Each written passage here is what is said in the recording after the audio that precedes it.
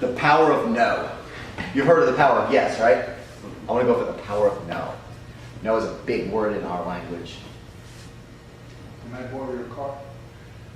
No. And we're going to use the power of no to describe our mindset, to describe how we feel, how we think, how we handle our life. It's not just dealing with commercial real estate, it's residential real estate. It's anybody in business has to deal with no. How many of you get no's every single day?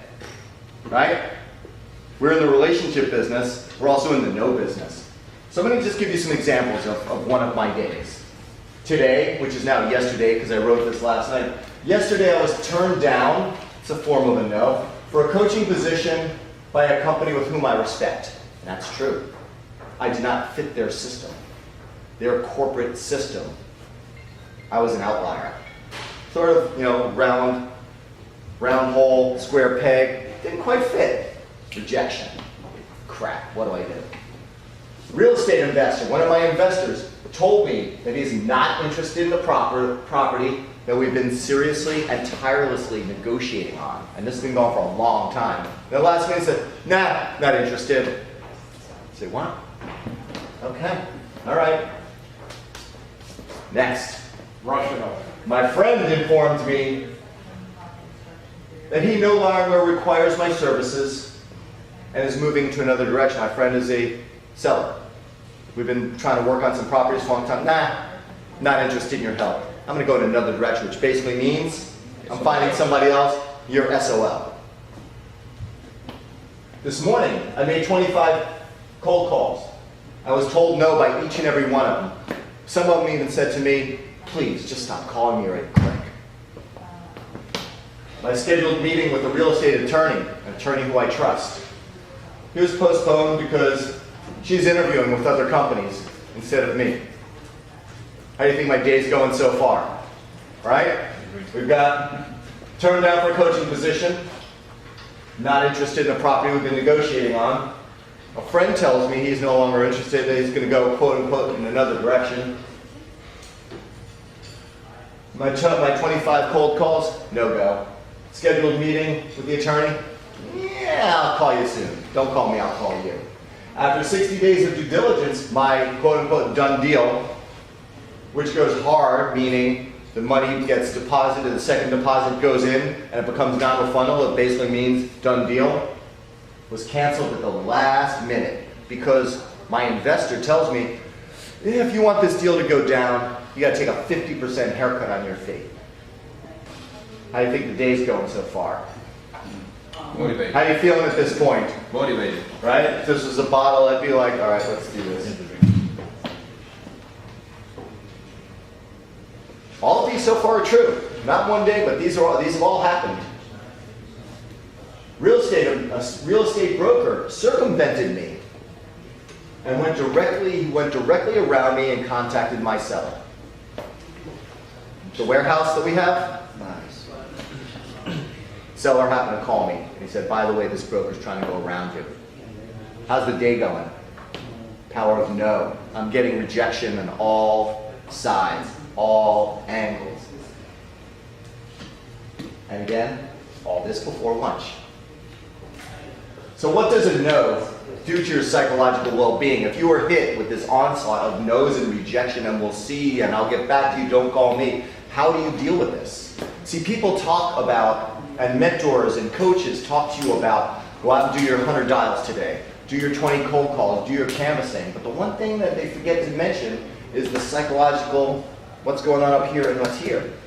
After about 20, 30 calls, you're like, crap, is this ever going to change? But you stick to it, you say, all right, I'm going to do my best, and then the next thing hits, and the next thing hits. So what I want you guys to understand here today is your physical and your psychological well-being. It means everything. No is a form of rejection. So all day long, we're being subjected to rejections. I could do 1,000 calls, 1,000 canvases, and 1,000 meetings and get 999 no's, but I may get that one yes. So we have to tolerate a lot of crap, right? All right? Yeah. We got to tolerate a lot of crap. Not just us. Every business goes through something like this. I don't know one business where they get 100% yeses or a majority of the yeses. It's a battle. It is really a battle. And who wants to be rejected? Who wants to come in every day, sit in an office, and start making calls to perfect strangers where you know there's a greater chance than not that you're going to be rejected? Does it feel good? Anybody? Feel good to be rejected? Feels great. Feels great. I had a girlfriend once and she just dumped me in a text and it felt so good. Hey, y'all saying, I've been there. Been there, right? When you're in the club, Happened to my son. and you invite a girl to dance, Uh-huh. no, What do? no. You invite a girl to dance, so what happens?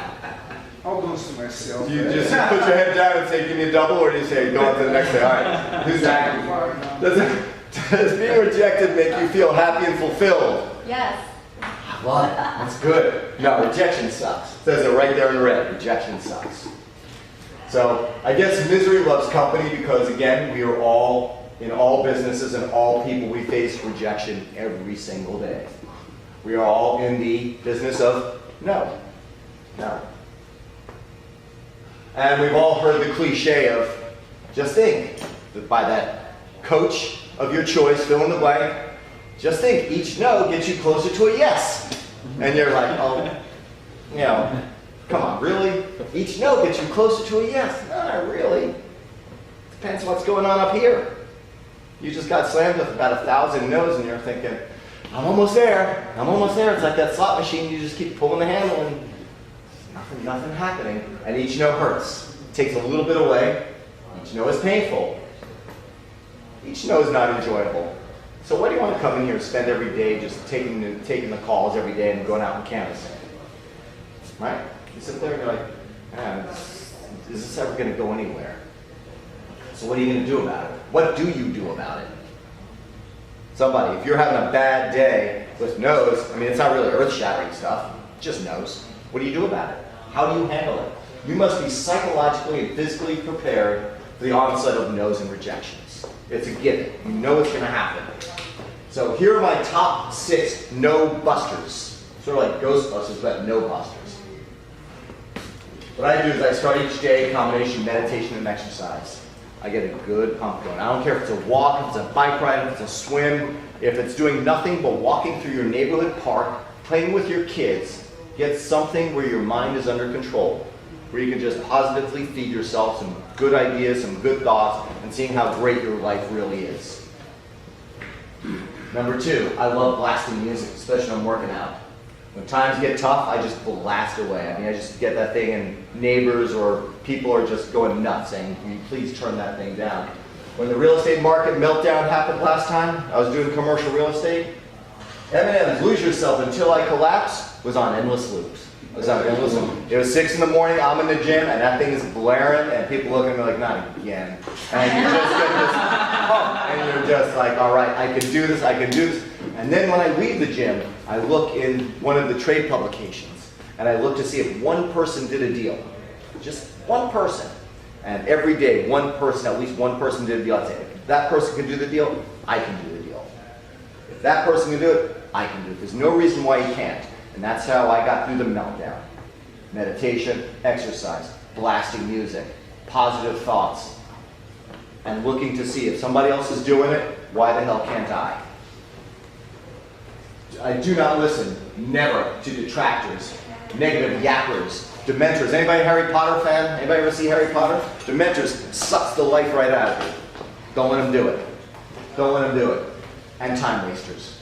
Don't be the one that sits there all day and just texting your friends, Facebook, seeing what's on sale on Amazon all day. Use your time wisely. Use your time wisely. We only have a certain number of days. I know it sucks to say no, but it's much easier going on Facebook to see what your friends are doing on Facebook than to making that phone call and saying, no, I don't want to sell my freaking building. Please stop calling me, leave me alone. But if this is the career you're choosing, do it. Take frequent timeouts to stretch, go take a breath of fresh air, just walk, get your head on, collect yourself for a little bit, like every 20 minutes, and then go back, hit it again, and don't let the time wasters, the detractors, the negative yappers do anything to hurt what you're doing. Give back to yourself, to your family, to your community. Remember, your career does not define who you are. Keep perspective. Work in your community. Spend time with your family. Give something back. Do some charity work. Keep perspective on what we're doing. It's just selling real estate. You're getting no's, but big deal. People in life, people in the world have things a lot tougher than what we're doing right now. Keep that in mind. Like yes, no is a powerful word. It emotes powerful emissions. It's only a word. Don't let it control you. Don't let it overpower you. Do not let it define you. With each no, try, just dust yourself off, get up, and do it again. Just like the girl that turned you down for that dance. What are you going to do?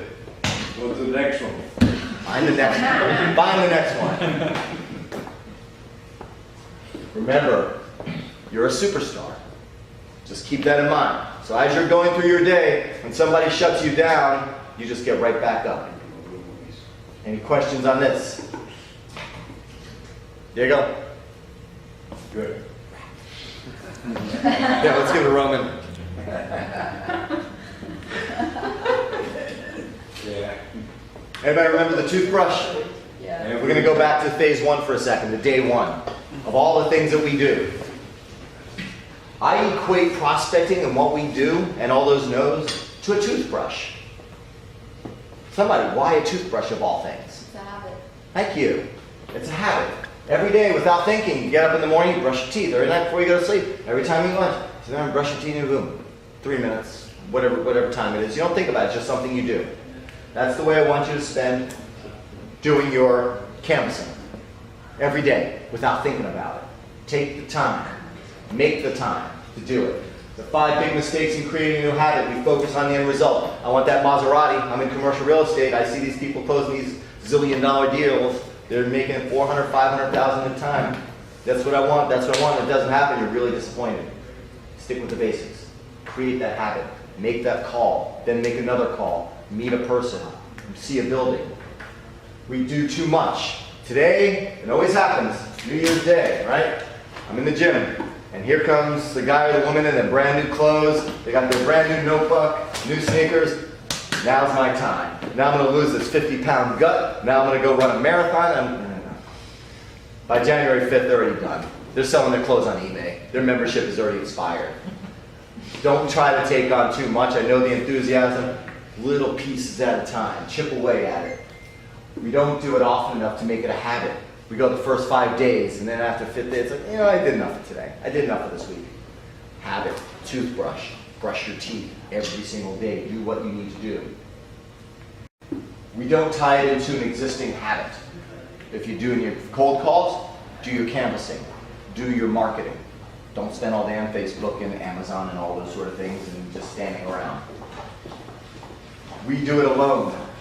Try to do it with somebody else. Try to team up with somebody who you share energy with, who has complementary skills. Like me, there are certain things I really suck at, and I need help with certain things.